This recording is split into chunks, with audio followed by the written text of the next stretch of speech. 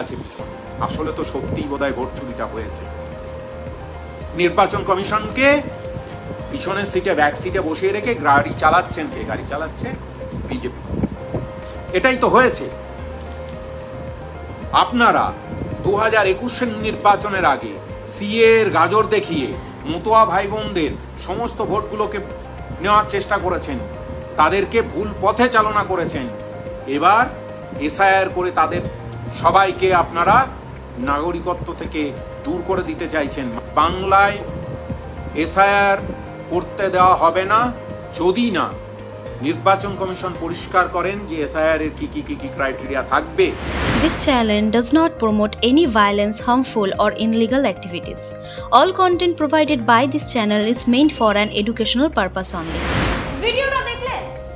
ঠিক এই ভিডিও নিয়েই, অর্থাৎ বাংলায় ভোটার তালিকা থেকে নাম বাদ করা, বিজেপির এই এসআইআর গেম নিয়ে কিছু গুরুত্বপূর্ণ কথা আপনাদের সামনে বলব।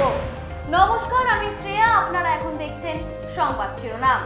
বিজেপির এই এসআইআর গেম, যেখানে লক্ষ লক্ষ বাঙালি নামের ভোটার তালিকা থেকে বাদ পড়ে যাচ্ছে, এটা চক্রান্ত, এমনই অভিযোগ তুলেছে তৃণমূলের কর্মীরা। বিহারের মতো বাংলাতেও একই ভাগ পাততে চলেছে বিজেপি, কিন্তু এর পরিপ্রেক্ষিতে তৃণমূল জানিয়ে দিয়েছেন, তৃণমূল কংগ্রেস সাফ বলেছেন বাংলার ভোটাধিকার কেড়ে নিতে চাইলে আসন জেতার লড়াই করবে না, তারা প্রত্যেকটা বাংলার মানুষকে রাস্তায় নামিয়ে বুঝিয়ে দেবে তারা কার সঙ্গে এমন অবিচার করতে এসেছে। বাংলার ভোটার তালিকা থেকে বাঙালিদের নাম সরিয়ে দেওয়া কিংবা বাংলার মানুষদের এই তালিকা থেকে নাম সরিয়ে দিয়ে তারপর তাদেরকে এনআইআর অর্থাৎ যে দেশের যে নাগরিকত্ব সেইটা থেকে তাদেরকে বাদ দিয়ে দেবে, এমনটা করতে দেবেন না অভিষেক বন্দ্যোপাধ্যায়। এবং শুধু অভিষেক বন্দ্যোপাধ্যায় নয়, তৃণমূলের একাংশ কর্মী, তৃণমূলের অনেক কর্মী এই নিয়ে আস্তে আস্তে মুখ খুলছে। তেমনই মুখ খুলতে দেখা গেল তন্ময় ঘোষকে। তিনি কি বললেন শুনে নিন। 1905 সালে বঙ্গভঙ্গ হয়, প্রথমবার বাংলাকে ভাগ করা হয়। লর্ড কার্জন প্রথমবার বাংলাকে 1905 সালে বাংলা ভাগের সিদ্ধান্ত নেয়। এই যে বাংলা ভাগের সিদ্ধান্ত, সেই বাংলা ভাগের সিদ্ধান্তের প্রতিবাদে বাংলায় বাঙালিরা গর্জে ওঠে। ঠিক একই কাজ করতে চলেছে কারা? স্বাভাবিকভাবেই আপনারা উত্তরটা জানেন। তারা যাদের স্বাধীনতা সংগ্রামে ভূমিকা বা অবদান মহাশূন্যের সমান। কে আবার? 1905-এ ব্রিটিশ সরকার বাংলাকে ভাগ করতে চেয়েছিল, তাও আবার সেটা ধর্মভিত্তিক। ধর্ম অনুযায়ী বাংলাকে ভাগ করতে চেয়েছিল 1905 সালে। আবার সেটাই যেন পুনরাবৃত্তি ঘটছে 2026-এ। বাংলা ও বাংলা ভাষাকে, বাঙালি আর বাংলা ভাষা এই দুটো জিনিসকে আলাদা করতে চাইছে, সেই নিয়ে ষড়যন্ত্র করছে বিজেপি সরকার। কি বললেন এই নিয়ে তন্ময় ঘোষ, সেটা শুনে নিন। 2026-এর নির্বাচনের সঙ্গে সম্পর্ক আছে। তার কারণটা হচ্ছে সেই সময় চক্রান্ত করেছিল কারা? সেই সময় চক্রান্ত করেছিল ইংরেজরা। আজকে ঠিক একই কাজ করতে চলেছে কারা? স্বাভাবিকভাবেই আপনারা উত্তরটা জানেন।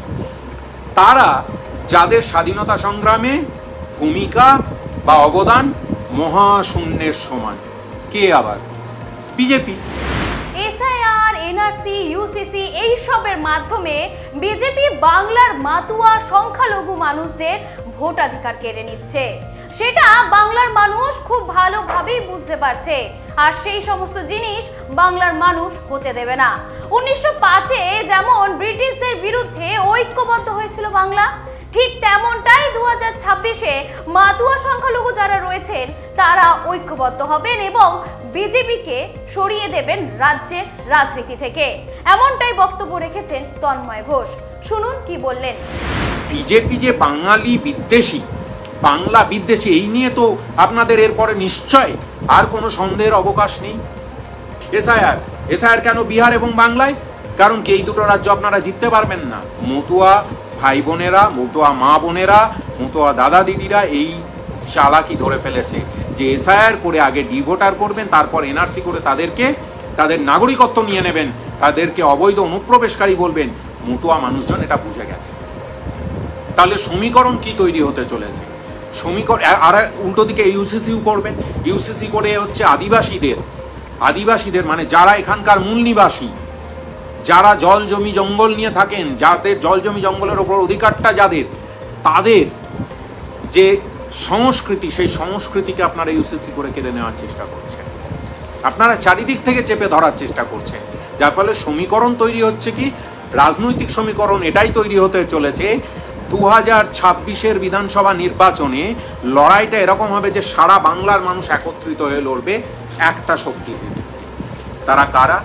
তারা স্বাভাবিকভাবেই বাংলা এবং বাঙালি বিরোধী। তৃণমূল কংগ্রেস আবারও ফিরবে শাসকের আসনে, আর বিরোধীর আসনে কে থাকবে? বিরোধীর আসনে বিজেপি থাকবে না, সেই আসন অন্য কেউ গ্রহণ করবে, এমনটাই মন্তব্য রাখলো তন্ময় ঘোষ। এছাড়াও তিনি বলছেন সাঁওতাল মাতোয়া তাদেরকে নিয়ে রাস্তায় নামবেন এবং তারা মিছিল করবেন। তাদের শুধুমাত্র চিন্তা বা তাদের টার্গেট শুধুমাত্র এই ভোট নয়, বাংলাকে সামনে এগিয়ে নিয়ে যাওয়া, বাংলাকে প্রেজেন্ট করা, এমনই বক্তব্য রাখলেন তন্ময় ঘোষ। শুনুন তিনি কি বললেন এবং আপনাদের মন্তব্য জানাতে ভুলবেন না, আর দেখতে থাকুন সংবাদ শিরোনাম। পরিষ্কারভাবে বুঝতে পারছেন যে 2026-এ তৃণমূল কংগ্রেস থাকছে, তৃণমূল কংগ্রেস নিশ্চিতভাবে আবার শাসন ক্ষমতায় ফিরছে, কিন্তু বিরোধী দলে বিজেপি থাকবে কি থাকবে না সেটাই বাংলার নতুন রাজনৈতিক সমীকরণ। এবং এই সমীকরণ তার বাইরে 2026-এর নির্বাচনে নিশ্চিতভাবে রাজনৈতিকভাবে বিজেপির উৎখাত এই মাটি থেকে হচ্ছে, এই প্রগতিশীলতার মাটি থেকে। মানুষের পাশে, মানুষের সাথে আমরা আছি এই বাংলাতে। আপনারা দেখছেন সংবাদ শিরোনাম ডিজিটাল, মাথা উঁচু করে এগিয়ে চলার শপথ।